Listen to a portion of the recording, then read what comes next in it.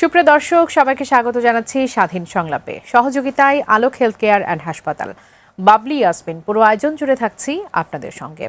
আজ যে বিষয়টি নিয়ে কথা বলবো, সামাজিক নিরাপত্তা ও রাজনীতি, এই বিষয়টি নিয়ে কথা বলার জন্য আমার সঙ্গে স্টুডিওতে সম্মানিত দুজন অতিথি এই মুহূর্তে উপস্থিত আছেন। পরিচয় করে দেব তাদের সঙ্গে। স্টুডিওতে আছেন ডক্টর রেজওয়ানা করিম স্নিগ্ধা, অধ্যাপক, জাহাঙ্গীরনগর বিশ্ববিদ্যালয়ে, আপনাকে স্বাগত। আছেন অ্যাডভোকেট সাবিকুন নাহার মুন্নি, সংসদ সদস্য জামায়াত, আপনাকে স্বাগত এই আয়োজনে। শুরু করতে চাই ডক্টর রেজওয়ানা করিম স্নিগ্ধা, আপনাকে দিয়ে। আজ ফুলবাড়ি ট্র্যাজেডি দিবস, সেটা নিয়ে যদি একটু শুরুতে আসি। 2006 সালে, অর্থাৎ আজ থেকে 20 বছর আগে ফুলবাড়িতে যে ট্র্যাজেডিটি হয়েছিল, 3 জন সেখানে মারা যায়, বেশ কয়েকজন আহত হয়। উন্মুক্ত পদ্ধতিতে কয়লা উত্তোলনের প্রতিবাদে আন্দোলনে তারা আসলে নিহত হয় এবং পরবর্তীতে বেগম খালেদা জিয়া, তিনি তখনকার প্রধানমন্ত্রী, তিনি সিদ্ধান্ত নেন যে উন্মুক্ত পদ্ধতিতে আন্দোলনকারীদের এগেনস্টে কোনো সিদ্ধান্ত আর নেওয়া হবে না কোনো এই ব্যাপারটাতে। কিন্তু এখনকার সরকার আবার সে পথেই হাঁটতে যাচ্ছে। আমরা যতদূর জানতে পেরেছি, এই সরকার সিদ্ধান্ত নিচ্ছে যে দেয়ালে পিঠ থেকে গেছে, আর কিছু করার নেই, কয়লা উত্তোলনের জন্য তাদেরকে উন্মুক্ত পদ্ধতিতেই যেতে হবে। এটি নিয়ে আপনি কি মন্তব্য করতে চাইবেন? অনেক ধন্যবাদ বাবলি, এবং আমার সহ আলোচককে শুভেচ্ছা। প্রথম কথা হচ্ছে যে এই ব্যাপারটা নিয়ে আমি একজন বিজ্ঞানী হিসেবে কিছুটা বিব্রত হবার কারণটা কি, যে মানুষ তো ঠকে শিখে। আপনার যেহেতু এটা একটা পরীক্ষিত ঘটনা, 2006 সালে আপনার ফুলবাড়িতে যে ঘটনাটা ঘটেছে এবং সেটার যে কনসিকুয়েন্সেস আপনি দেখতে পাচ্ছেন, সেই ঘটনাটা, এখন প্রশ্ন হচ্ছে কি, আপনার ন্যাশনাল একটা ইন্টারেস্ট আছে, সত্য, এবং এটাও আছে যে আপনি আপাতত কয়লা দেখতে পাচ্ছেন সামনে, চোখের সামনে কয়লা আছে, এবং আপনার 60% হয়তো বা কয়লার মজুদও আছে জিসিএম এর রিপোর্ট অনুযায়ী। এখন ঘটনা হচ্ছে যে এটা যখন আমি তুলতে যাচ্ছি, তখন তো আমার সেটা ওখানকার লোকাল পিপুলের লাইফকে, কৃষি জমিকে, তারপর আপনার এভরিডে ফর্ম, মানে অন্যান্য প্রাণ প্রকৃতি যা কিছু আছে সব কিছুর উপরে কিন্তু একটা এফেক্ট ফেলবে। এখন আমার যেটা মনে হয়, বর্তমান গভর্নমেন্টের যেটা হয়, যে অনেক সময় হয় না যে ওখানেও তো গভর্নমেন্টেও তো বেশ কিছু মানুষ আছে যারা প্রিভিয়াসলি, যে 2006 সময়েও আছে। তো অনেক সময় হয় কি, মানুষ তার জানাশোনার যে গণ্ডি আছে, সেই জানাশোনার গণ্ডিটার মধ্যে ঘুরপাক খায়, এবং ওই গণ্ডিটাতে ঘুরপাক খেতে খেতে সে করে কি, মনে করতে পারে যে ওখানে আমি ফেরত যাই, বিকজ ওটা তো আমার জানা ক্ষেত্র। কিন্তু সমস্যার সমাধান সবসময় জরুরি না যে আপনার জানা ক্ষেত্রের মধ্যে হবে। আপনি শুধু সমস্যাটা দেখছেন, যে সমাধানটা দেখছেন, কিন্তু আপনি যেটা দেখতে পাচ্ছেন না, ওটার কনসিকুয়েন্সেসও তো আপনার জানা ক্ষেত্র। তো এই ধরনের প্রস্তাবনা যে বা যারা নিচ্ছেন বা দিচ্ছেন, আমার কাছে মনে হচ্ছে যে তারা, যেহেতু দেশ একটি ভয়ঙ্করতম একটা জ্বালানি সংকটের মধ্যে পড়েছে, এটা তো অস্বীকার করার উপায় নেই, তো তারা একটা আপাত দৃষ্টিতে সমস্যার সমাধান হিসেবে তারা হয়তো মনে করছেন আমরা এটা করি। কিন্তু এই যে ফুলবাড়ি ট্র্যাজেডি, এবং ফুলবাড়ি নিয়ে কিন্তু বেশ বড় একটা আন্দোলনও আছে, এবং ফুলবাড়ির পক্ষে একটা বিশাল জনমত আছে, একটা গ্রুপ ও গোষ্ঠী আছে। এবং আমি যদি বলি, দেখেন 2006 সালে পৃথিবীতে এনভায়রনমেন্টালিস্ট যারা ছিলেন, পরিবেশ নিয়ে মানুষের যতটা না কনসার্ন ছিল, 2026 সালে কিন্তু সেটি ততখানি দ্বিগুণ তিনগুণ। আপনি জানেন যে পরিবেশ নিয়ে সবচেয়ে বড় সম্মেলন হয় পৃথিবীতে। সো আমার কেন জানি মনে হচ্ছে যে গভর্নমেন্টে এই মুহূর্তে যে বা যারা আছেন, তারা হয়তো বা ভুলে যাচ্ছেন যে এবার যদি এরকম কিছু ঘটে, তাহলে কিন্তু ব্যাপারটা শুধু লোকাল রেজিস্ট্যান্স হবে তা আমি মনে করি না, সেটা কিন্তু বহির্বিশ্বেও একটা মারাত্মক ইম্প্যাক্ট ফেলতে পারে, এবং সেটা কিন্তু তখন যে হয়তো বা গভর্নমেন্টের টনক নড়বে। তো এই ধরনের কোনো কিছু করার আগে যেটা খুব গুরুত্বপূর্ণভাবে আমাদের মাথায় রাখা উচিত, যে এই সমস্যার সমাধান আপাত দৃষ্টিতে কয়লা উত্তোলন আমি তো মনে করি না। সমস্যা যেহেতু আমরা পড়েছি, সমস্যা সমাধানের জন্য আপনাকে যেই দেশের কাছ থেকে সুবিধা, সেটি হোক চায়না, হোক ভারত, হোক পাকিস্তান, যেই দেশই হোক না কেন, রাষ্ট্রীয় সংকটে পড়তে যাচ্ছি সেহেতু আপাতভাবে আমাকে অল্প সময়ের মধ্যে এই সমস্যার সমাধানের জন্য আমরা তাদের সাথে একটা ডিলে যেতে পারি। আর পার্মানেন্ট সলিউশনের জন্য আমাদের যেটা খুবই খুবই জরুরি, সেটা হচ্ছে আমাদের এনার্জি সভারনিটিটা কনফার্ম করা। আপনার সেটা হতে পারে রিনিউয়েবল এনার্জি সিস্টেমটাকে আপনাকে নিয়ে আসা, রুফটপে থেকে আমরা কিভাবে বিদ্যুৎ, সৌর বিদ্যুৎকে করতে পারি, বায়োগ্যাস থেকে আমাদের কিন্তু প্রচুর ওয়েস্ট আছে। আপনি সম্ভবত জানবেন আপা যে ইতোমধ্যে বেশ কিছু কলকারখানা এই ধরনের সিদ্ধান্তের দিকে যাচ্ছে, তারা আসলে রিনিউয়েবল এনার্জির দিকে আসলে যাবে। এক্স্যাক্টলি, জি। তো কারণ এছাড়া কোনো অপশন নাই তো, কারণ আপনি যে এলএনজির সংকট নিয়ে বলছেন, আমাদের মূল সমস্যা হচ্ছে কি, আমরা তো একটা অনেক দিন থেকে দীর্ঘদিন থেকে কিন্তু আমাদের পুরো জ্বালানি খাতটাকে আমরা আমদানি নির্ভর অর্থাৎ ইম্পোর্ট বেস একটা জায়গাতে নিয়ে আসছি, কিন্তু আমরা ভুলে গেছি যে আমাদের চাহিদা লোকাল শিল্প কারখানা সব কিছু এত খাত মানে জ্বালানি এমন একটা জিনিস এটি আপনি ইম্পোর্ট করে চলতে পারবেন না। এবং এই বোধটা যদি আপনার আরও আগে থাকতো তাহলে ভালো হতো। এখন সেটা হোক আদানির কেসের কথা বলেন আর অথবা এখন বর্তমান মার্কিন চুক্তির কথা বলেন, একই কিন্তু গল্প। এমন না যে আদানি ভালো মার্কিন খারাপ, মার্কিন ভালো আদানি খারাপ, দুটোতেই কিন্তু সমানভাবে ক্ষতিগ্রস্ত আমার দেশ। এবং এই পুরো খাতটাতে আমার লোকাল যে প্রতিষ্ঠানগুলো আছে সেটা হতে পারে আপনার আমাদের যে বাপেক্স বলেন, আমাদের যে লোকাল প্রতিষ্ঠানগুলো আছে সেগুলো কিন্তু ওইভাবে অ্যাক্টিভ না। আবার আপনি যে গ্যাসের মজুদের কথা বলছেন, সেই গ্যাসের মজুদও কিন্তু এতটা নাই, 2031 সাল পরে কিন্তু সেটাও থাকবে না। কাজে আপনাকে কিন্তু ডেফিনেটলি যেতেই হবে যে আপনি কিভাবে রিনিউয়েবলের একটা এনার্জি সোর্সের দিকে সমাধান করার পর দীর্ঘমেয়াদী পরিকল্পনাতেও আমাদের একই সাথে আসলে এই মুহূর্তে যেটা উচিত একটা ইমিডিয়েট সংকটকে মাথায় রেখে এই মুহূর্তেই চিন্তা করা উচিত যে 2 বছর পরে কিন্তু আমি বাইরে থেকে আনবো না, আমার লোকালভাবে আমি কিভাবে আমার গ্যাস এবং বিদ্যুতের চাহিদাটা পূরণ করতে পারি। এবং সেক্ষেত্রে আমি মনে করি অভ্যন্তরীণ ফরগেট অ্যাবাউট প্লিজ দয়া করে কোনো পলিটিক্যাল কোনো দলগত জায়গার বিবেচনা বাদ দিয়ে আমাদের চিন্তা করতে হবে যখন দেশ ক্রাইসিসে থাকে যিনি এই বিষয়ে ধারণা রাখেন সেটা, এবং প্রয়োজনে বিদেশ থেকে আপনি কনসালটেন্ট নিয়ে আসেন, এক্সপার্ট নিয়ে আসেন, নিয়ে সেই সমস্যার সমাধান করে মানে 2 বছরের মধ্যে যেন আমরা এটা সমাধান করতে পারি সেই জায়গাটাতে আমাদের কাজ আসতে হবে। অসংখ্য ধন্যবাদ। আমি এই মুহূর্তে অ্যাডভোকেট সাবিকুর নাহার মুন্নি আপা আপনার কাছে আসি। আপনাকে শুভেচ্ছা। প্রথমেই সংসদ সদস্য জামাতের পক্ষ থেকে আপনি আছেন, একটু জানতে চাইবো আপনার কাজের পরিধি সম্পর্কে, কাজের জায়গাটুকু কতটুকু কাজের সুযোগ পাচ্ছেন, সেই অভিজ্ঞতাটা আসলে কেমন সেটি জানবো। সেই সাথে একই বিষয় নিয়ে যদি প্রশ্ন করি যে জামাতের অবস্থানটা আসলে কি, প্রাণ প্রকৃতি নিয়ে ফুলবাড়িয়ার যে ট্র্যাজেডিটা একটা সময় হয়ে গেছে 20 বছর আগে, সেই উন্মুক্ত পদ্ধতিতে কয়লা উত্তোলনের ক্ষেত্রে জামাতের আসলে স্পষ্ট বক্তব্যটা কি সেটা একটু জানতে চাইবো। কেননা জামাতের দিকে বিগত 2টি অধিবেশনে জামাতের প্রতি একটা আক্ষেপ জনগণের, সেটা হচ্ছে যে জামাত জনগুরুত্বপূর্ণ যে বিষয়গুলো আছে সেগুলো নিয়ে তারা আসলে সেভাবে কথা বলে না। ধন্যবাদ। সেই সাথে আমার সহ আলোচক এবং এটিএন বাংলার যারা দর্শক শ্রোতা আছে সবাইকে ধন্যবাদ জানাচ্ছি।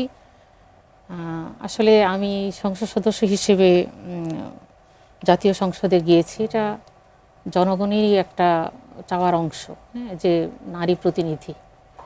তো আমরা সেখানে যাওয়ার পরে শুধু দলীয় চিন্তা আমাদের, কারণ আমরা জাতীয় সংসদে গিয়েছি, যদিও দল থেকে আমাদের সিলেকশন দেওয়া হয়েছে এবং আমরা নির্বাচিতদের নির্বাচিত, হ্যাঁ, সংরক্ষিত বলার চেয়ে আমি বলবো যে নির্বাচিতদের নির্বাচিত, কারণ প্রত্যেক দল যারা সংসদ সদস্য আছেন তাদের নির্বাচনে তাদের দলীয়। আপনার কাছে কি এটা বেটার মনে হয় যে সরাসরি জনগণের দ্বারা নির্বাচিত হলেন, কি তার থেকে কি এটা বেটার মনে হচ্ছে? যে বেটার না, কারণ আমরা তো বুঝতে হবে আমাদের সোশিও কালচারাল আসপেক্টে বলছি আমি, কারণ এখনও তো নারীরা যেখানে দাঁড়াচ্ছে আপনি দেখেন গণসংহতি দল থেকে 16 জন নারী দাঁড়িয়েছে কিন্তু একজন আসতে পারেনি।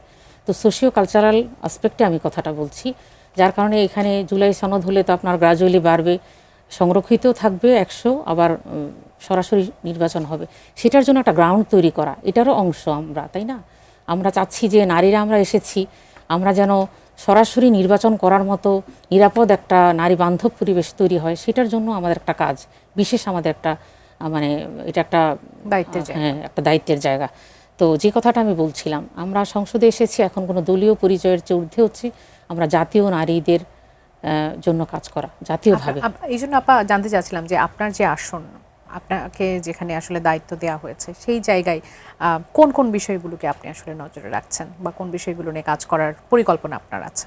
আচ্ছা, আপনার এই প্রশ্নের আসলে নারীদেরকে আমাদের নির্ধারিত কোনো আসন আমাদের দেওয়া হয় না, এবং মানে এটা সারা দেশে তারা সুযোগ মতো কাজ করতে পারবে। এটার পজিটিভ আছে, নেগেটিভ আছে। একটা হচ্ছে সবটাই তোমার, কোনোটাই আমার না, বিষয়টা এরকম হয় যে অনেকে হস্তক্ষেপ মনে করে কোথাও কাজ করলে, স্পেসিফিক না হলে আপনি কাজ করবেন কিভাবে? তো সেই জন্য স্পেসিফিক হওয়াটা আমি মনে করি দরকার। তারপরে আমি যে এলাকার ভোটার আমি সেটাকেই প্রায়োরিটি দিয়ে কাজ করছি। ওখানে আমার যাবতীয় বরাদ্দ, আমার মানে সরকার থেকে যে ধরনের সুযোগ সুবিধাগুলো আমি বেশিরভাগ আমার ভোটার এলাকায় আমি করার চেষ্টা করছি। আর নারীদের অবস্থান জামাতের, আপনার কোশ্চেনটা ছিল যে আমি আপনার কাজের পরিধি সম্পর্কে জানতে পরিধি। চাচ্ছিলাম এবং সেই সাথে ফুলবাড়িয়া ট্র্যাজেডির বিষয়টি নিয়ে কথা বলছিলাম কাজের যে পরিধি- এই বিষয়টিতে জামাতের অবস্থানটা আসলে কি হবে, কেননা আমরা এর আগে 20 বছর আগের যে ঘটনা আসলে এখনো সবাইকে নাড়া দেয়, সেই একই পথে আবারও যাবার একটা সম্ভাবনা দেখা দিয়েছে, যেহেতু দেশে জ্বালানির একটা বিশাল সংকট, তেল, বিদ্যুৎ, কয়লা এবং কয়লা উত্তোলনের জন্য উন্মুক্ত পদ্ধতিই বেছে নিচ্ছে এখন সরকার। সেটা নিয়ে জামাত আসলে কি বলতে চাইবে?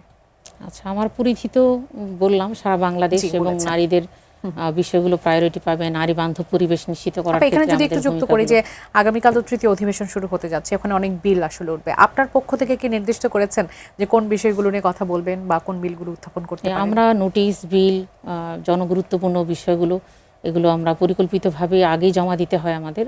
সেটা দেয়া হয়ে গেছে। হ্যাঁ, সেটা কিছু জমা দিয়েছি, যেটা নির্দিষ্ট টাইমের মধ্যে থাকে যে এই অমুক মন্ত্রণালয় অত তারিখ পর্যন্ত সুযোগ আছে, সেটা আমরা জমা দিয়েছি আমাদের পক্ষ থেকে। আর আগামীকাল যে নোটিশ দেওয়ার সুযোগ যেটা আছে 2 ঘন্টা আগে অধিবেশন শুরু হওয়ার মিনিমাম 2 ঘন্টা আগে দিতে হবে। আচ্ছা, সেই বিষয়ে জনগুরুত্বপূর্ণ বিষয়গুলো এখানে প্রায়োরিটি পায় আমাদের। আচ্ছা, আর একটা কথা আমি একটু আপনার সাথে অপোজ করতে চাই, সেটা হচ্ছে যে জামাত সবসময় জনবান্ধব এবং গণ আকাঙ্ক্ষার বিষয়গুলোকে নিয়ে কথা বলে। সংসদে যেহেতু জুলাই সনদের আলোকে, জুলাই সনদ হচ্ছে এমন একটা বিষয় যেটা সংস্কার হলে আপনার গোটা স্ট্রাকচারটাই চেঞ্জ হয়ে যাবে। এই ছোটো ছোটো সমস্যাগুলো আর সমস্যা মনে হবে না। জবাবদিহিতা, ট্রান্সপারেন্সি এগুলো যখন থাকবে তখন আপনি কিন্তু দেখবেন প্রত্যেকটা মন্ত্রণালয়, প্রত্যেকটা ডিভিশনের কাজগুলো প্রপারলি হবে, জবাবদিহিতা এবং মনিটরিং হবে। এই জন্য মূলত জুলাই সনদকে আমরা সবসময় ফোকাস করছি। আর সেকেন্ডলি প্রত্যেকটা আপনারা দেখেন রেগুলারই প্রেস কনফারেন্স হচ্ছে, আমাদের লং মার্চ হচ্ছে, আমাদের দলীয় কার্যক্রমগুলো আমরা সংসদের বাইরে এবং ভেতরে আমরা কিন্তু সবসময় সচল আছি। হয়তো কোনোটা ফোকাস হচ্ছে না, হয়তো এই জন্য হয়তো জানার বাইরে আছে। আর যেই কয়লা উত্তোলনের বিষয়টা একটু বলি। অবশ্যই, কারণ একটা এনভায়রনমেন্ট এবং ক্লাইমেটের যে এখন কিন্তু সারা বিশ্বে এটা একটা আন্দোলন হচ্ছে, তাই না? যে যেই বিষয়গুলো এনভায়রনমেন্টের উপর এফেক্ট করবে, ক্লাইমেটের উপর এফেক্ট করবে, এগুলো কখনো, এটা শুধু ন্যাশনাল ইস্যু না, এটা কিন্তু ইন্টারন্যাশনাল ইস্যু আমি মনে করি। সুতরাং এই ব্যাপারে জামাত সোচ্চার এবং এই ব্যাপারে জন সেন্টিমেন্টকে সামনে রেখে, জনতার স্বার্থকে সামনে রেখে, জাতীয় স্বার্থকে সামনে রেখে বিকল্প কিভাবে আমাদের এই জ্বালানি সংকট নিরসন করা যায় সেই পথটাকে আমরা। আপনারা অনেকগুলো কার্যক্রম হাতে নিয়েছেন, লং মার্চের কথা বললেন এবং সংসদ অভিমুখে সম্ভবত খুব অল্প সময়ের মধ্যে আপনাদের একটা যাত্রা, একটা সম্ভাবনা আছে। প্রধানমন্ত্রী জনাব তারেক রহমান আপনাদের পক্ষ, বিরোধী দলের পক্ষ থেকে, বিশেষ করে এনসিপির পক্ষ থেকে যখন বলা হয়েছে সমাধানের ব্যাপারে, দ্রুত সমাধানের ব্যাপারে, তখন আসলে আপনাদের প্রধানমন্ত্রী তারেক রহমান বলেছেন যে আপনারা আমাকে পরিকল্পনা দেন। সেই পরিকল্পনা জামাতকে আসলে দেবে, নাকি রাজপথে লং মার্চ করে বা সংসদ অভিমুখে যাত্রা করে এই সমস্যার সমাধান চান আপনারা? জামাত একদিকে আমরা পরিকল্পনাও দিচ্ছি, অবশ্যই দিব আমরা। আমাদের ইন্টারনাল কমিটি আছে, যেটা ছায়া মন্ত্রিসভা, আপনারাও জানেন যে এখনো প্রকাশ হয়নি কিন্তু কাজ হচ্ছে। এবং ইন্টারনাল কমিটি আমরা প্রত্যেকটা বিষয়ের উপর তাদের পক্ষ থেকে প্রপোজাল আমাদের আসবে, সেটা সংসদীয় ভাষায় যেখানে দরকার সংসদীয় আইন নিয়ম মেনে সেটা আমরা করব। আবার রাজপথে যেটা আদায় করার বিষয় সেটাও আমরা। এখানে আপা আরো একটু জানার আছে, যেহেতু এই প্রসঙ্গটা এসেছে, সেটা হচ্ছে যে ছায়া মন্ত্রিসভার একটা তালিকা আমরা দেখতে পাচ্ছি গণমাধ্যম বা সোশ্যাল মিডিয়াতে, কিন্তু সেখানে দেখানো হচ্ছে যে সেখানে এনসিপির কেউ নেই। এমনকি জামাতের প্রতি বরাবরই যেই তির্যক বানটা বারবার আসে, সেটা হচ্ছে জামাতের পক্ষ থেকে নির্বাচনে কোনো নারীকে মনোনয়ন দেওয়া হয়নি এবং এই ছায়া মন্ত্রিসভায় কোনো নারীর আসলে অস্তিত্ব আমরা দেখতে পাচ্ছি না। এটা আসলে ফেসবুকেরই, এটা আমাদের। আমরা কি মন্ত্রিসভায় তাহলে দেখতে পাবো কোনো নারীকে? অবশ্যই, নারী থাকবে না কেন? ছায়া মন্ত্রিসভায় আমরা দেখতে পাবো ইনশাআল্লাহ। অসংখ্য ধন্যবাদ ডক্টর রেজনা করিম স্নিগ্ধা। আপনি অ্যাডভোকেট সাবিকুন নাহার মুন্নি আপার, তিনি জামাতের একজন সংসদ সদস্য এবং তিনি তার কাজের পরিধি আমাদের জানাচ্ছিলেন। সেখান থেকে আপনি একটু বলবেন, আপা বলছিলেন যে এটা আসলে সামগ্রিকভাবেই মেয়েদের একটা জায়গা তৈরির জন্য বা মেয়েদেরকে অবস্থান শক্ত করার জন্য তারা আস্তে আস্তে সেদিকে আগাচ্ছে, কিন্তু বাংলাদেশের পরিস্থিতি তো আমার জানা মতে এর থেকেও ভালো, যে মেয়েরা এর আগে নির্বাচন করেছে, সরাসরি তারা নির্বাচিত হয়ে এসেছে। আমরা বেশ কয়েকজন নারী নেতৃত্বকে জানি, সেটা তো আরও ডেভেলপ করার কথা। এখন নতুন করে আমাদের কেন ভাবতে হচ্ছে? আসলে এটা সম্ভবত মাননীয় সাংসদ তাদের দলগত জায়গা থেকে এই বক্তব্যটা দিয়েছেন, কারণ আমি এই কথাটা শুধুমাত্র তাদের দলগত জায়গা, এর আগে উনি শুধু না বিভিন্ন জনকে আমি একই বক্তব্য একদম হুবহু বলতে শুনেছি। এখানে যে বিষয়টা হয়েছে বিকজ তাদের জায়গা থেকে কিন্তু একজন নারী সদস্য আপনার সেন্ট্রালে, যেমন উনি গণসংহতির কথা বললেন, তেমন গণসংহতির মতো একটি দল, আর নিশ্চয় আমি বিশ্বাস করি আসলে বাংলাদেশ জামাত ইসলামের পরিধি কিন্তু আরো বেশি। গণসংহতির নাম বাংলাদেশে অনেক মানুষ হয়তো জানেও না, হাতে গোনা কয়েকজন অনেক হয়তো জানেও না। তো জামাত ইসলামের মতো একটি দলের সাথে আসলে গণসংহতির তুলনা করে আমি আসলে জামাত ইসলামকে ছোট করতে চাই না। আপা করেছেন, এটা আপার ব্যক্তিগত ব্যাপার। না না, আমার কাছে আমি আমার অবস্থানটা ব্যক্ত করছি যে আমি মনে করি না, এবং সেই জায়গাটা থেকে আমার যেটা মনে হয়েছে যে আপারা এটা আসলে কেন বলছেন, এটা আসলে ওনারা ভালো বলতে পারবেন, এটা ওনারা মনে করতে পারেন। কারণ আমি স্পষ্ট মনে করতে পারি বা মনে করিয়ে দিতে চাই, কারণ আমাদের অনেকে আমরা ভুলে যাই যে ইলেকশনের আগে ওনাদের দলের যে নেতৃস্থানীয় যারা আছেন তারা কিন্তু স্পষ্ট করে এটাও বলেছেন যে ওনারা আসলে নারী নেতৃত্বে বিশ্বাস করেন না। একদম হুবহু কোটটা এরকমই ছিল, নারী নেতৃত্বে আসতে পারে বলে ওনারা মনে করেন না। ওই যে বক্তব্য, সেই বক্তব্য, আর এই মুহূর্তে সাবিকুন নাহার আপা যে এই বক্তব্যটা দিলেন যে আর্থসামাজিক অবস্থা এক না, দুটো বক্তব্যের মধ্যে আকাশ পাতালের পার্থক্য আছে। এটা হচ্ছে এক। দুই হচ্ছে আপনি যেখানে জামাত ইসলামের নারী নেতৃত্বের কথা, প্রসঙ্গের কথা বলছেন, দেখেন বাংলাদেশে হচ্ছে সেই দেশ, আমি এটা নির্দ্বিধায় বলছি যে বাংলাদেশে বরঞ্চ ভীষণ রকমের একটা ডিটোরেশন হয়েছে গত 2 বছরে। পাবলিক পরিসরে, জনপরিসরে নারীর চলাচল, মোবিলিটির ক্ষেত্রে। এর আগে বাংলাদেশের পাবলিক পরিসরে নারীর চলাচলের ক্ষেত্রে, মোবিলিটির ক্ষেত্রে এই মাত্রার কিন্তু অবস্থানগত খারাপ অবস্থা ছিল না। কারণ আপনার পাবলিক পরিসর বলতে আমি কি বলেছি, আপনি যদি দেখেন যে বাংলাদেশের, আপনি মানে হাতে গুনে আমি আপনাকে দেখে, আপনি বাংলাদেশের গার্মেন্টস সেক্টরে কত % নারী কাজ করে? বাংলাদেশের গার্মেন্টস সেক্টরে কাজ করে হচ্ছে মোর দেন 60%-এর উপরে। বাংলাদেশের নারী কৃষক আছে কত? বাংলাদেশের নারী কৃষক আছে 41%, 40%-এর উপরে, যারা কিনা মাঠে ঘাটে কাজ করে। আচ্ছা, তারপরে বাংলাদেশের মানুষের আপনি যদি ইসের ক্ষেত্রে দেখেন, নর্মাল আপনাকে মনে করিয়ে দেই, নারী তো ভালো, আমাদের যে রূপান্তরিত নারী আছেন, লিঙ্গ বৈচিত্র্যময় নারী, সেই নারী পর্যন্ত ইউপি ইলেকশন থেকে পাশ করে আসছে বাংলাদেশে। রীতা, ঠিক আছে, ওনার নাম রীতা, তিনিও পাশ করে আসছে। কাজেই এই যে আমাদের একটা মানে ওই যে রীতা যিনি বা আপনার ইউপি ইলেকশনে যে নারী, তারা তো কেউ সংরক্ষিত কোনো নারী আসনে পাশ করে আসেনি। আমি তো বরঞ্চ বিএনপিকেও দোষারোপ করি যে সেও কেন এত কম সংখ্যক দিয়েছে। আমার কাছে যেটা মনে হয়েছে যে গত 2 বছরে যে ডিটোরেশনটা হয়েছে, এবং এই ডিটোরেশনের দায় সম্ভবত অনেকের ঘাড়ে যেই বর্তায়, বিশেষত সেই সকল পলিটিক্যাল পার্টির ঘাড়ে বর্তায়, যেই সকল পলিটিক্যাল পার্টি ঢাকা বিশ্ববিদ্যালয়ের কোনো একজন শিক্ষার্থীকে তার জামা কাপড় নিয়ে অশালীন, অসশ্রাব্য মন্তব্য করার পরে যিনি অ্যাকিউজার, তাকে যখন ধরে নিয়ে আসা হচ্ছিল, তাকে বের করে নিয়ে এসে ফুলের মালা পরিয়েছে, পাগড়ি পরিয়েছে, সম্মানিত করেছে, এবং আল্লাহ মাফ করুক, কোরআন শরীফটা তার হাতে দিয়েছে একজন অ্যাবিউসারকে। সম্ভবত দায় দায়িত্ব কিন্তু তাদের, সেটা নিয়ে তো কোনো আলাপ হচ্ছে না। আচ্ছা, আরেকটা কথা, সেই অবস্থানটাই কি জিতে যাচ্ছে না? সেই অবস্থান নিয়ে যখন আপনি ব্যাখ্যা করতে থাকবেন, তখন তো আপনার মনেই হবে যে আমাদের আর্থসামাজিক অবস্থা ওরকম না। তাহলে আপনাদের মানে কে কোন আর্থসামাজিক অবস্থাকে কিভাবে দেখতে চায় সেটা খুব গুরুত্বপূর্ণ না? মানে আমি কি পড়বো না পড়বো সেটা নিয়ে কি আরো মন্তব্য করার কিন্তু এখতিয়ার নাই, একদমই নাই। আমি তো এই নীতিতে বিশ্বাসী।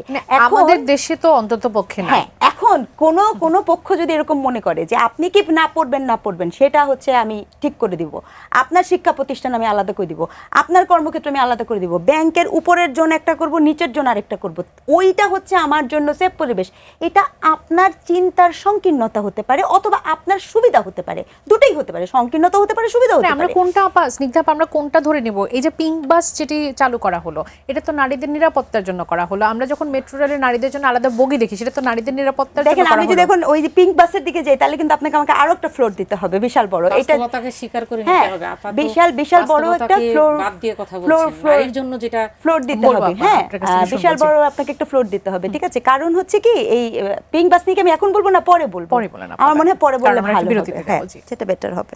জি, সাবিকুন নাহার মুন্নি আপা, আপনি ছোট করে যদি জানতে চান, আমি 1 মিনিট আপনার কাছ থেকে শুনে তারপর বিরতিতে যাব।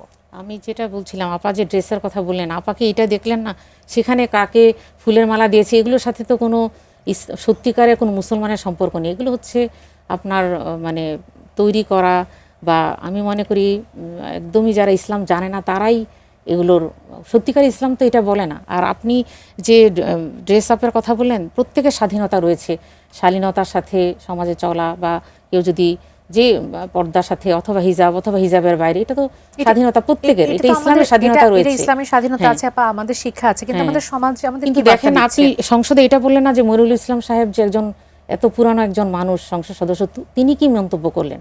আপনি যখন ওই কথাটা বলবেন, আপনি এটাও বলবেন যে হিজাবের কারণেও যে হ্যারাসমেন্টের শিকার হচ্ছে। আমরা 2 বছরের কথা বলছিলাম। তারপরে নির্বাচনের বিষয় দেখেন, আমরা নারীরা, জামাতের নারীরা কতটা নিগৃহীত হয়েছে এই নির্বাচনে ক্যানভাস করতে গিয়ে। আপনারা এগুলো মিডিয়াতে এসেছে, তাদের ফিজিক্যাল অ্যাটাক করা হয়েছে, তাদের মেন্টালি, তাদের এলাকায় এলাকায় আমরা যে অবস্থা, এটা মানে একদম মিডিয়ার কাছে পরিষ্কার হিসাব।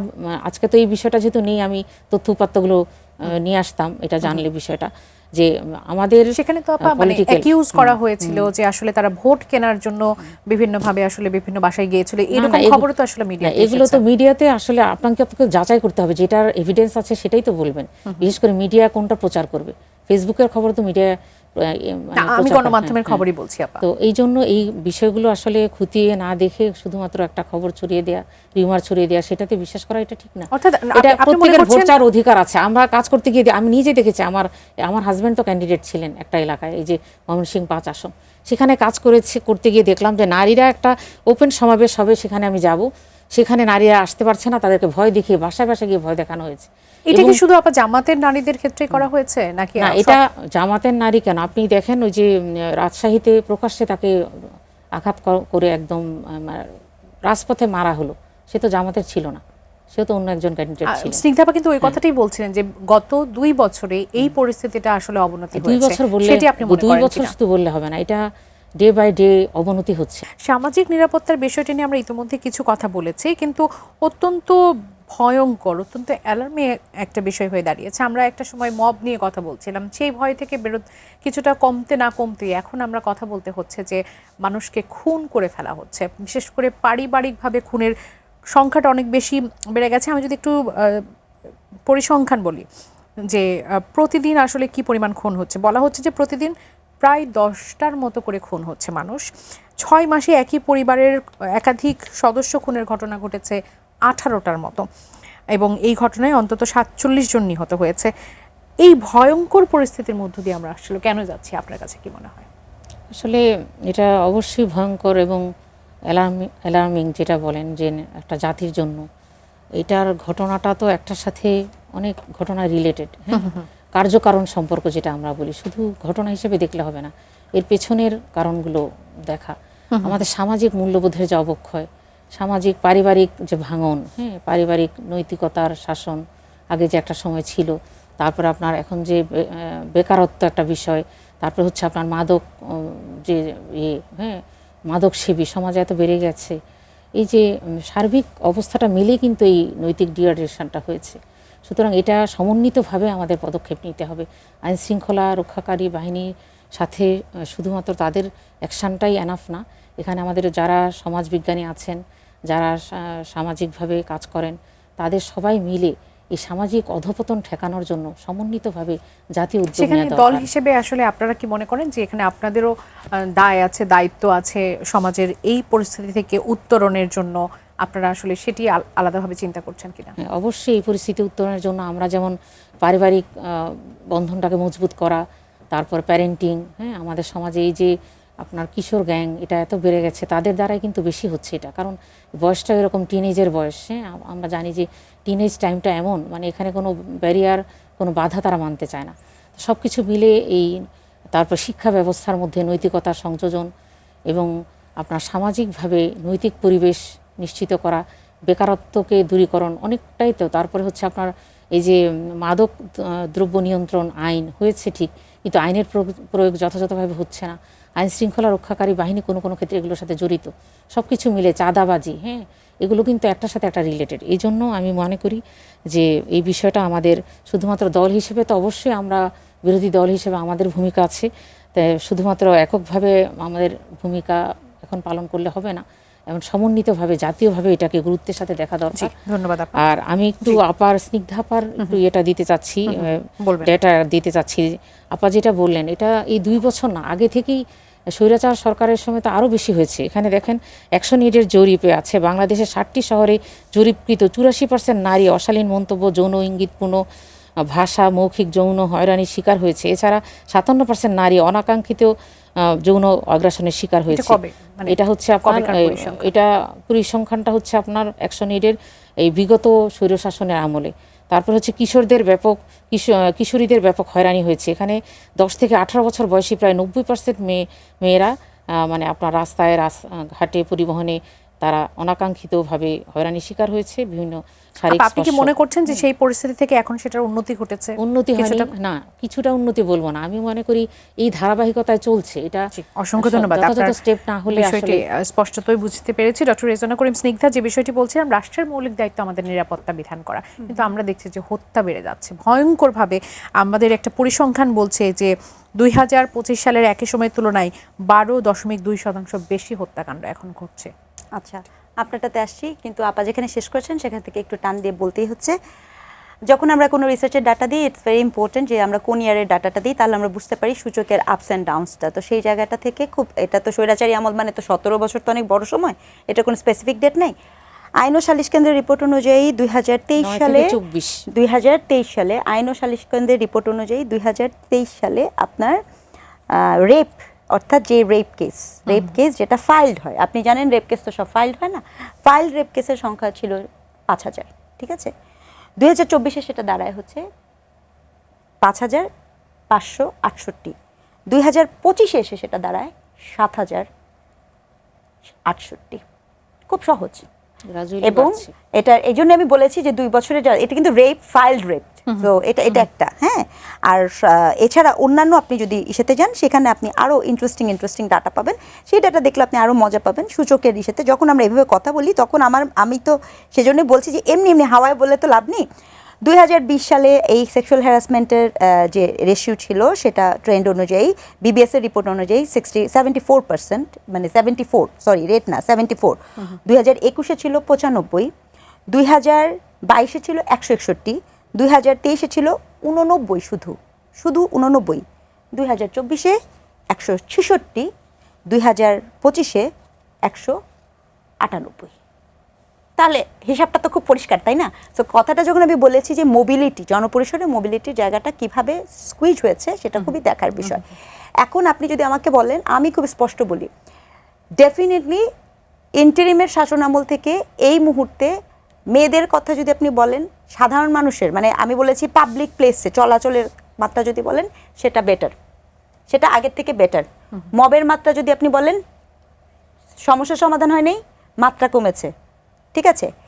কিন্তু এবার আসেন আপনার ফ্যামিলিতে, ঘরের ভিতরে যে কোনো সময় যে করা, এইটা ডেফিনেটলি ভেরি অ্যালার্মিং। এটা যেই জায়গাতে আমরা দেখতে পাচ্ছি, এটা খুবই অ্যালার্মিং।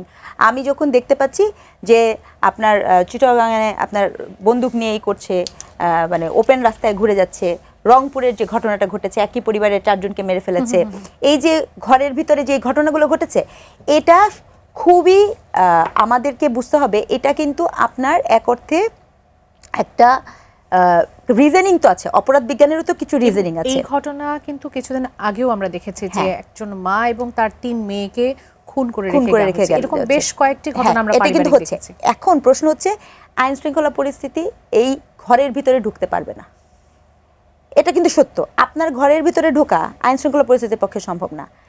আইন শৃঙ্খলা পরিস্থিতি কি করবে? অপরাধ হবার পরে অপরাধীর বিচার করবে, এটা কিন্তু এটা। এখন তাহলে আপনি আমাকে প্রশ্ন করতে পারেন, আপনি কি বলতে চাচ্ছেন ঘরের ভিতরে ঢুকবে না? এই ঘটনাটা কেন ঘটছে, এটার একটু মূলে আসতে হবে। আমি সেই জায়গাটাতে বরঞ্চ ফোকাস করি। দেখেন, যদিও সিপিডি বলেছে আমাদের বেশ বড় ক্ষতি হয়েছে গত 2 বছরে, গত 2 বছরে আপনার প্রচুর ফ্যাক্টরি বন্ধ হয়ে গেছে, প্রচুর মানুষ আপনার বেকারে পরিণত হয়েছে, প্রচুর মানুষজনের তাদের যে কর্ম, জীবিকা যাহা কিছু ছিল, সেই জীবিকা থেকে কিন্তু তারা বাস্তুচ্যুত হয়েছে। এই যে প্রক্রিয়া, এবং আপনার বিশেষ করে ফ্যাক্টরিগুলোর বন্ধর কিন্তু ডাটা পাবেন আপনি, এই মানুষগুলোর জীবন জীবিকা কিভাবে নির্বাহ করছে সেই বিষয়ে কি আমাদের মনোযোগ আছে? আপনি যে আজকে ভাবছেন যে ঘরের ভিতরে যে ঢুকছে, যারাই ঢুকছে, আমি তো আপনাকে বললাম কয়েকদিন পরে তো আপনার ছিনতাই বাড়বে, তো খুব স্বাভাবিকভাবে। তার মানে কি? তার মানে হচ্ছে আপনি যদি এই সমস্যার সমাধান করতে চান, শুধু আইন শৃঙ্খলা দিয়ে কিন্তু এই সমস্যার সমাধান হবে না। এই সমস্যার সমাধান করার জন্য আপনাকে বেকারত্ব নিয়ে কথা বলতে হবে। আমি আপনার অনুষ্ঠানটা যখন শুরু করেছিলাম তখন আমি আপনাকে বলেছিলাম যে এই যে আপনি ওনাকে মানে আপাকে, মাননীয় সাংসদকে আপনি করেছিলেন যে সাধারণ মানুষের যেই এই ব্যাপার নিয়ে জামাত কথা বলে না। জামাত যে লং মার্চে যাচ্ছে 6 দফার মধ্যে, জামাতের 6 দফার মধ্যে কি আছে? জামাতের 6 দফার মধ্যে গণভোট, গণহত্যা, জ্বালানি, দ্রব্যমূল্য, আইন শৃঙ্খলা এবং দলীয়করণ। এখন এই যে দেখেন গণহত্যা, গণভোট, ঠিক আছে, 2-3 নাম্বার আসছে। 3 নাম্বারই কিন্তু তাদের জ্বালানি সংকট, সেটা নিয়ে কোনো প্রস্তাবনা নাই। দ্রব্যমূল্য নিয়ন্ত্রণের বিষয়ে বলছেন, আইন শৃঙ্খলা বাহিনীর কথা বলেছেন এবং বলেছেন হচ্ছে প্রশাসনের দলীয়করণ। এখন এই যে জ্বালানি, দ্রব্যমূল্য, আইন, এই 3টা ডেফিনেটলি জনগণের সাথে সম্পর্কিত একটা বিষয়। কিন্তু বাকি যে 3টা এবং জ্বালানি, দ্রব্যমূল্য, এই মুহূর্তে কিন্তু এটা আমাদের ফার্স্ট প্রায়োরিটির অংশ, তাই না? আমার প্রশ্ন হচ্ছে এই যে বিশাল বেকার মানুষজন আছে, এই বেকারত্বের বেকার সমস্যার সমাধান এই জামাতের এই 6 দফার ভিতরে ঢুকলো না কেন? তারা তো বিরোধী দল। এটা তো খুব গুরুত্বপূর্ণ সমস্যা। আপনি আইন শৃঙ্খলা বাহিনীর, আপনি কি আসলেই মনে করেন বাবলি যে 2 দিনের মধ্যে আপনি দেখবেন যে ছিনতাই বাড়বে, লোডশেডিং হচ্ছে, রাস্তাঘাট অন্ধকার, মার্কেট বন্ধ? ইট ইজ নট যে একটা হলে আরেকটা হয়। সোসাইটি কীরকম, এক জায়গায় আপনার একটু হলে পরে সেটা কিন্তু আরেক জায়গায় এফেক্ট করে। এখন আমার ইমিডিয়েট সমস্যা কিন্তু জ্বালানির সমস্যা এবং দ্রব্যমূল্যের সমস্যাও। আমি বলবো যে এই মুহূর্তে জ্বালানি থেকে বড় সমস্যা কিন্তু আমাদের কাছে নাই, দ্রব্যমূল্যের থেকেও কিন্তু এটা খুব গুরুত্বপূর্ণ সমস্যা। এই যে ওনাদের গণভোট, ভাই আপনারা গণভোট, গণহত্যা এগুলোর বিচার করেন, কিন্তু জনগণের ইমিডিয়েট যে বাস্তবতা, জনগণের কথাটা চিন্তা করতে হবে। আমি আপনাকে আরেকটা কথা বলি, এই যে তরুণ, আপনি দেখেন সেন্সিটিভিটিরও একটা সীমা এবং পরিসীমা থাকে। আপনার নিশ্চয়ই মনে আছে 11 বছরের মেয়েটাকে অন্তঃসত্ত্বা করে দিল নেত্রকোনার মাদ্রাসার সম্মানিত আস্তিক হুজুরে আলমপনা। হ্যাঁ, তাকে যখন করে দিল, তখন যখন আসলো, তখন লজ্জা করে না? এই নতুন যারা তরুণ আছে সেই কোথায় এখন? সেই সালমান মুত্তাদি, ওনার লজ্জা করে না? তখন না ওই হুজুরের পক্ষে উনি অবস্থান নিয়েছিলেন? এখন কোন কাদের আশ্রয় প্রশ্রয়ে ঢুকেছেন? কোথায় নিজের মুখ ঢেকেছেন? কোথায়? তখন যে বললেন, এখন যে বাচ্চাটার বের হলো, ডিএনএ টেস্টের রিপোর্টটা বের হলো, সেটা কিভাবে হলো? এইগুলা চোখে পড়ে না? এত বড় বড় যারা, আমার একটা ক্ষতি কি বলেন, আমি যেটা বলি যে সকলেই তো আমরা মন্তব্য করি, কিন্তু যারা ইসলামিক দল, ভাই আপনাদের প্রতি তো আমাদের বিশ্বাস বেশি। আপনারা তো ধর্মের কথা বলবেন, আপনাদের ধর্মের লোকরা যখন ধর্মের নাম নিয়ে এই ক্ষতিটা করে, তখন আপনারা সেই শক্তিশালী অবস্থানটা দেখান না। আমি এই মন্তব্যটা নিয়ে মুন্নিয়াপা আপনার কাছে একটু জানতে চাইবো, বাংলাদেশের মাদ্রাসাগুলোতে এই যে শিশুর যে যৌন নির্যাতন, সেটা কিন্তু ভয়াবহভাবে বেড়ে গেছে। সেটা মেয়ে শিশু হোক, ছেলে শিশু হোক, ভয়ঙ্কর রকমভাবে বেড়ে গেছে এবং এই ঘটনাগুলো আমরা অনেক বেশি এখন দেখতে পাচ্ছি। আপা একটার উদাহরণ দিলেন, সেই সাথে প্রতিদিনই আমার কাছে বেশ কিছু তথ্য আছে, আমি সেখান থেকে যদি একটা বলি, যে একজন মাদ্রাসা শিক্ষক তিনি 3 বছরের একটা মেয়েকে, মানে আমি এগুলো আসলে উল্লেখ করতে চাই না, আমি স্নিগ্ধা আপার এই অংশটা একটু তুলে ধরতে চাই। আপনাদের কাছে আমাদের প্রত্যাশাটা বেশি কেন? কারণ আপনার বিরোধী দল। প্রত্যাশাটা বেশি কেন? কারণ আপনারা ধর্মের কথা বলেন। সেই জায়গা থেকে আপনাদের দায়িত্বটা কেন আমাদের সেভাবে চোখে পড়ে না? শিশু যৌন নির্যাতন নিয়ে আপনাদের অবস্থানটা কেন চোখে পড়ে না?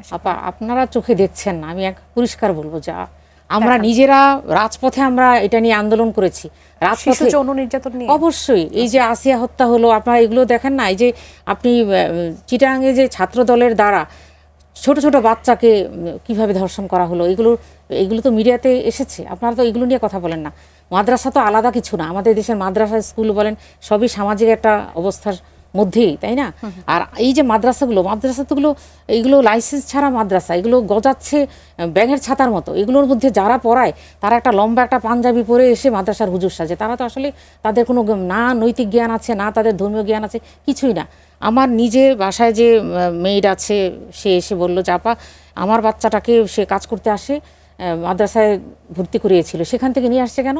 বলে কি একটা ছোট বাচ্চার সাথে কি হয়েছে, সে মায়ের সাথে কথা বলেছে, সেইটা শুনে মা যখন মাদ্রাসায় জবাবদিহি করতে গিয়েছে তখন সে পালিয়ে গিয়েছে, তো সে তার বাচ্চাটাকে নিয়ে এসেছে। তো খোঁজ নিয়ে দেখলো যে সে আসলে কোনো আলেমও না, কিছু না, ওই মাদ্রাসার সে হুজুর হয়ে মাথায় একটা টুপি দিয়ে। আপনারা কি মনে করেন যে এই জায়গাগুলোতে আপনাদের কাজ করার অনেক সুযোগ অবশ্যই আছে? শিক্ষা- আপনি আমাকে দুটো উদাহরণ দিয়েছেন, সেই দুটো কি দেখতে বলছেন যে আপনারা আসলে আন্দোলন করছেন, এটা নিয়ে কথা বলছেন, সেটা কি পর্যাপ্ত মনে করেন আপনি? না, পর্যাপ্ত তো আসলে অনেক হওয়া দরকার। আমাদের সবার পক্ষ থেকে যখন আসে, আমরা একটা দল থেকে নিজের সব কাজটাকে একদম 100% বলবো এটা না, আমরা চেষ্টা করছি মাঠে ময়দানে সচেতন করার জন্য, নারী সমাজকে, শিশুদের একটা নিরাপদ এনভায়রনমেন্ট তৈরি করার জন্য, নারী হ্যাঁ, সমাজকে এবং সচেতন শিক্ষা করার থেকে প্রতিষ্ঠান, কি যারা এই ধরনের কুকর্ম ঘটাচ্ছে হ্যাঁ, প্রশাসনকে শক্ত অবস্থান নেওয়ার জন্য, তাদেরকে সচেতন করাটার সুযোগ তো আপনাদের হাতে আছে। আপনারা কি প্রশাসনকে সেটা শক্ত দিকে অবস্থান নজর নেওয়ার দেবেন জন্য। না? আপনি দেখেন, আসিয়া হত্যা রায় হয়েছে, কিন্তু এখন পর্যন্ত এক্সিকিউশন হয়নি। এই বিষয়গুলো আমাদের জনসমক্ষে আনতে হবে, কারণ একটার পর একটা বেড়ে যাচ্ছে। এটা শুধু মাদ্রাসার কথা না, আর মাদ্রাসার নামটা হয়তো আমাদের ওই অ্যালার্জিতেও একটু বেশি সামনে আসে, কিন্তু সব জায়গায় এটা হচ্ছে। আর মাদ্রাসা কেন এখানে রেজিস্ট্রেশন ছাড়া ব্যাঙের ছাতার মতো মাদ্রাসাগুলো কেন হবে? এগুলো তো মাদ্রাসার কোনো কোয়ালিটি মেনটেন করে না কোনোরূপ। আমি নিজের চোখে দেখা যে তারা কোনো রকম না নৈতিক জ্ঞান আছে, না তাদের ইসলামী জ্ঞান আছে, কিন্তু তারা একটা পাঞ্জাবি মাথায় টুপি দিয়ে তারা হয়ে গেছে। এটা একটু শেষ করি, সেটা হচ্ছে যে আপা যে বললেন জ্বালানি সংকট আলাদা, কেন আমরা বেকারত্বের অবসানের কথা বললাম না? বেকারত্ব তো একটা ভাইটাল বাংলাদেশের একটা প্রবলেম, মানে এটা বাড়ছে। আর জ্বালানি সংকটের সাথে সাথে যে আপনার এই যে ইয়েগুলো বন্ধ হয়ে গেল, কলকারখানাগুলো বন্ধ হয়ে যাচ্ছে, এটার কারণে তো বেকারত্ব বাড়ছে। সুতরাং আমাকে তো মূল জায়গায় ফোকাস করতে হবে। বলার দরকার হ্যাঁ, সেটা তো আলাদা করে, এটা তো একটা ছোট মানে এটা স্বাভাবিকভাবে যে 3000 কারখানা বন্ধ হয়ে গেছে, খবর নিলে আরও পাওয়া যাবে। আমি গতকাল দেখলাম। তো কতগুলো মানুষ আপনি চাকরিচ্যুত হয়েছে, বেকার হয়ে গেছে। তো এটা তো সংকট নিরসনের জন্য মনে করছেন আপনাদের যে দাবিগুলো আছে তার মধ্যে এটা ইনক্লুডেড, এটা আলাদা করে। ডক্টর রেজনা করিম স্নিগ্ধা আপা, আপনার কাছে আসি। অধ্যাপক আনু মোহাম্মদ একটি মন্তব্য করেছেন যে এমন একটি শক্তি দেখা যাচ্ছে যারা গান সহ্য করতে পারছে না, যারা ছবি আঁকা সহ্য করতে পারছে না, ভাস্কর্য ভাঙছে, শিল্পীদের বাধা দেয়, চলচ্চিত্র প্রদর্শনে বাধা দেয়, সৃজনশীলতা বিরোধী বিভিন্ন শক্তির একটা ভয়ঙ্কর দাপট দেখতে পাচ্ছি। আজকের একটি প্রতিবেদনে, একটি গণমাধ্যমের প্রতিবেদনে দেখতে পেলাম যারা বাদ্যযন্ত্র বিক্রি করে তারা বলছে যে যেসব গানের স্কুল তাদের কাছ থেকে বাদ্যযন্ত্র নিত, তারা 50% লোক সবকিছু ফেরত দিয়ে যাচ্ছে। মানে এটা কেন এই ত্রাসের রাজত্ব চলছে সংস্কৃতির উপর? এগেইন আমাকে ওই যে বললে তো আমি এটা তো বলবোই। দেখেন, আমি আবারও এই ইন্টারিমের কাছে ফেরত যাব, বিকজ এই যে বাদ্যযন্ত্র ভাঙা, হ্যাঁ, আওয়ামী লীগ সরকারের সময়ও কিন্তু এরকম হতো, বাউলদের উপর আক্রমণ হতো, আমি যদি ভুল না করে থাকি। ওই সময়টিতেও আমাদের গুটি কয়েকটা মানুষই আছে বাংলাদেশে সত্যিকার অর্থে যারা প্রতিবাদ জানায়। এক্স্যাক্টলি, আমি প্রাউডলি সে যে আমিও তাদের একজন, ঠিক আছে? তো গুটি কয়েক মানুষ, খুব খুব খুব সংখ্যালঘু, এত সংখ্যালঘু বলার বাইরে। এই যে আপা যে একটু আগে আমরা যখন মাদ্রাসা নিয়ে কথা বলছি, আমি কি পয়েন্টটা খুব মেনশন করতে চাই। আসিয়া তো আর মাদ্রাসার ঘটনা না, রামিসার ঘটনাটা মাদ্রাসার ঘটনা না। মাদ্রাসা নিয়ে আমাদের কারো অ্যালার্জি নাই। মাদ্রাসা শিক্ষা প্রতিষ্ঠান হিসেবে আবির্ভূত যখন হয়, তার কাছে আমাদের এক্সপেকটেশন অনেক বেশি থাকে। ওখানে আমাদের এক্সেস থাকে না, যাদের এক্সেস থাকে তারা কিছু বলেন না। বক্তব্যটা কিন্তু সেটা ছিল, ঠিক আছে? এই যে আপনার সংস্কৃতির কথা বলছেন, আপনি যেটা আগে যেটা ছিল শুধু বাউলের উপর আক্রমণ, অতটুকুই। আপনি খেয়াল করে দেখবেন ইন্টারিমের সময়কালীন সময়ে বাউলের উপর আক্রমণ বাদ দেন, ভাবলি আপনার মনে আছে রাস্তা দিয়ে মানুষ হেঁটে যাচ্ছে, তাকে ধরে ওর অমুকের দাড়ি কেটে দেয়, অমুকের চুল কেটে দেয়। কি ধরনের নিম্ন মানে মানসিকতা সম্পন্ন হলে কতখানি মানে কি বলবো, ভাষাহীন আর কি। কথায় কথায় নাস্তিক ট্যাগ দেওয়ার একটা ভয়ঙ্কর এবং প্রবণতা যখন আমরা হ্যাঁ দেখি। যখনই আপনার সাথে মতের মিল হবে না, আপনি তখন তাকে নাস্তিক বলে দিবেন। যেন এই সকল আস্তিকতা, নাস্তিকতা, বিশ্বাস, অবিশ্বাস, ঈমান, এগুলো সবকিছু বিশ্বাস নির্ধারণ করার কথা আল্লাহর। এখানে তো উনারা মানে অ্যাটিটিউডটা এরকম যে উনারাই এখানে একটা সোশ্যালি ডিক্লারেশন দিয়ে দিবেন। আচ্ছা, আপনি দেখেন বাউলদের উপরে তো গেছেই, মাঝার টাঝার গেছে, মানে ওগুলোও গেল, নিজের সংস্কৃতির মধ্যেও গেছে, ওরস টোরস সব গেছে। আপনার আক্রমণ, কনসার্ট বন্ধ করা শুরু হয়েছে, এটাও কিন্তু ইন্টারিমের সময় থেকে। কনসার্ট হতে পারবে না, এটা কিন্তু আজকের গল্প না। আচ্ছা, আপনি ভাবতে পারেন পুরান ঢাকাতে ওস্তাদ আলাউদ্দিন খাঁর জন্মদিন ছিল, আমি স্পষ্ট মনে করতে পারি। সেই একটা in house programme, open house programme না, সেটা তারা বন্ধ করেছেন। আচ্ছা, ঘুরে উৎসব বন্ধ করেছেন, পুরান ঢাকার ঐতিহ্যবাহী ঘুরে উৎসব বন্ধ। তারপরে আপনার নৌকা বাইচ বন্ধ। তার মানেটা কি? আপনি আমাকে যদি এখন বলেন যে এটা কোনোভাবে কোনো একটা পার্টিকুলার গ্রুপের, আমার এই জন্য যত ক্ষোভ রাগ সেটি ইন্টারিমের উপরে। কেন জানেন? কারণ ওই আওয়ামী আমলেও দেখেছি, বিএনপি আমলেও দেখেছি, অন্য সকল কোনো রাজনৈতিক দলগুলো যেগুলো থাকে তারা তো ওই যে জনতুষ্টিবাদিতার রাজনীতি করে। এই আওয়ামী লীগ কত মানুষের কি কি যেন বলে, মানে তারা কত সেকুলার ইত্যাদি বলে নিজেরা কমই জননী হয়ে গেছিলেন, মনে নেই আপনার? তো এরকম তো চলতে থাকে। প্রসঙ্গ হচ্ছে যে এই যে এইগুলার উপরে আক্রমণ করা যাবে না, এটাকে আইনগতভাবে শক্ত হাতে দমন করতে পারতো ইন্টারিম। সেটা তো ইন্টারিম করেই নেই। ইন্টারিম উল্টা দক্ষিণপন্থী যে উত্থান আছে সেই উত্থানকে সুন্দর করে আরো উস্কে দিয়েছে, এবং তারই কনসিকোয়েন্সেস এবং ধারাবাহিকতায় আপনি এখন নির্বাচিত গভর্নমেন্ট আসার পরও এটা দেখতে পাচ্ছেন। আমি আপনাকে বলি, নির্বাচিত গভর্নমেন্ট কেন কঠোর হতে পারছে না? আমি বলছি আপনাকে কেন কঠোর হতে পারছে না, কারণ নির্বাচিত গভর্নমেন্ট তো চিন্তা করছে, গভর্নমেন্টের হেড তো আর পুরো গভর্নমেন্ট না।